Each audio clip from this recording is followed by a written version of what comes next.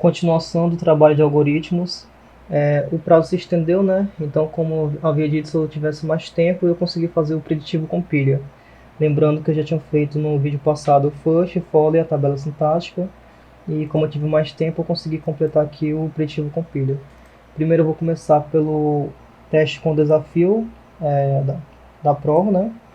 Desafio implementado pelo professor, e depois eu vou escolher uma que foi mostrada em sala de aula, que no caso foi online, né? Então vamos lá, vamos começar aqui pelo primeiro teste.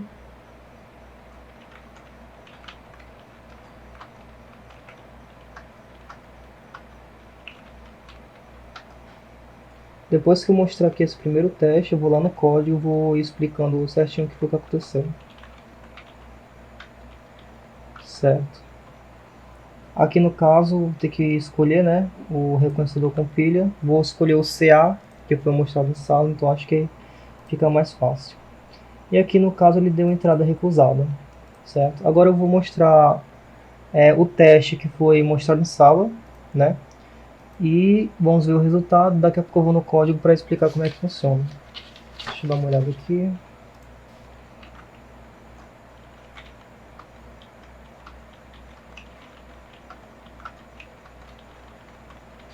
Certo. E o CA também, né? Pronto. Ele vai retornando aqui como é que foi o cada passo que ele fez, a pilha entrada, que começa sempre pelo $S aqui, e a regra, né, a entrada que você deu com dólar no final. Então como é que ele funcionou? A gente pode ir já vendo o código, mas deixa eu explicando. Não, vamos para o código, acho que é mais fácil de entender, para a gente entender as regrinhas, né? Reconhecido preditivo compiler, tá aqui as regras que eu fui me citando por aqui, né? Eu tenho sempre coloco as regras aqui em cima.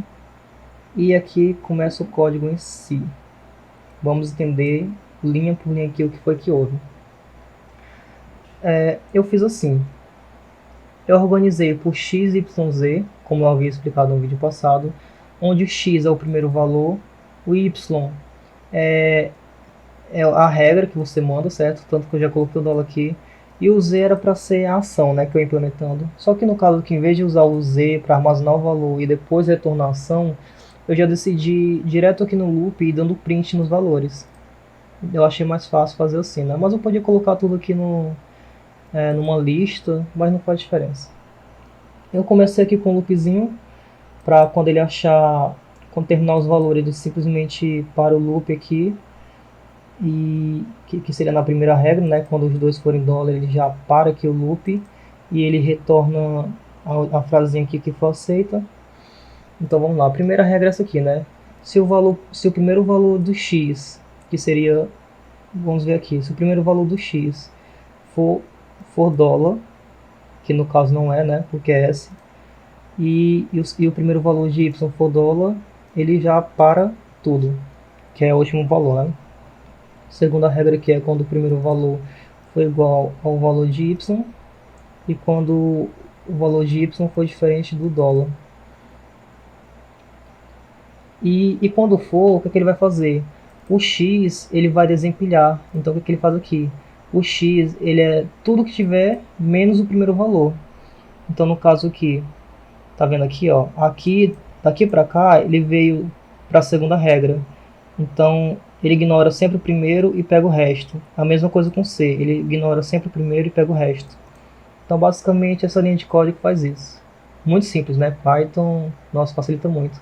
Na real, essa parte aqui de fazer isso aqui para tirar primeiro o valor e tal, eu só fui me lembrar agora, enquanto estava fazendo o preditivo compiler, né? Se eu tivesse feito no first, follow e a tabela, com certeza tinha facilitado muito. Enfim, terceira regra, né? Quando o x for uma letra maiúscula, aí o que é que ele vai fazer? Ele vai pegar cada regra da tabela sintática e eu vou fazer um loopzinho aqui para ele.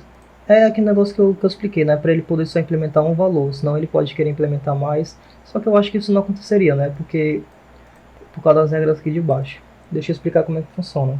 Então, basicamente essa parte aqui seria: se o meu x daqui for igual à posição x da tabela, que é do lado esquerdo, o y né, que foi o que eu mandei, que é o C e a. Só que no caso aqui ele vai pegar sempre o primeiro, né, que no primeiro é o C, aí depois ele exclui o primeiro e depois vai pegar o A, enfim.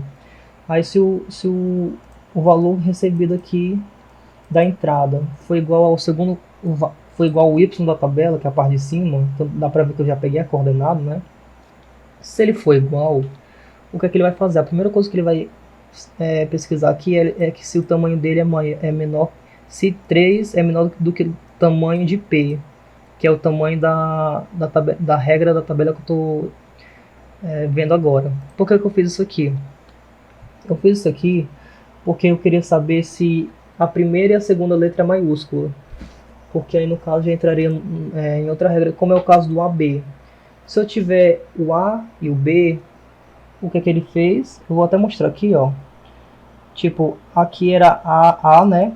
E bem aqui, o que é que ele acha? Ele acha o A e o B. Aí o que é que eu faço? Eu pego o B e substituo pelo A. É exatamente isso que eu faço.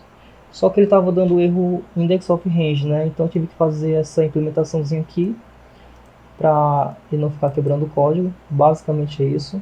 E eu vejo se os dois são maiúsculos. Porque se os dois são maiúsculos, ele pega o segundo, no caso AB, o segundo é B, e ele troca pelo primeiro valor de X, que no caso era A. Então ele pegou o B e trocou por A. Basicamente é isso. Certo? E se o segundo valor for epsilon? O que é que ele faz? Aí ele já vem para cá. Cadê? Se o segundo valor for epsilon, ele simplesmente pega todo o valor de x e ignora o primeiro. Então ele ignorou o b e pegou aqui o valor de x. Então essa regra aqui é basicamente isso. Esse aqui de incrementar mais 1 e tamanho p, no caso ele não cai nessa regra aqui, né? Mas como é que ele funcionaria?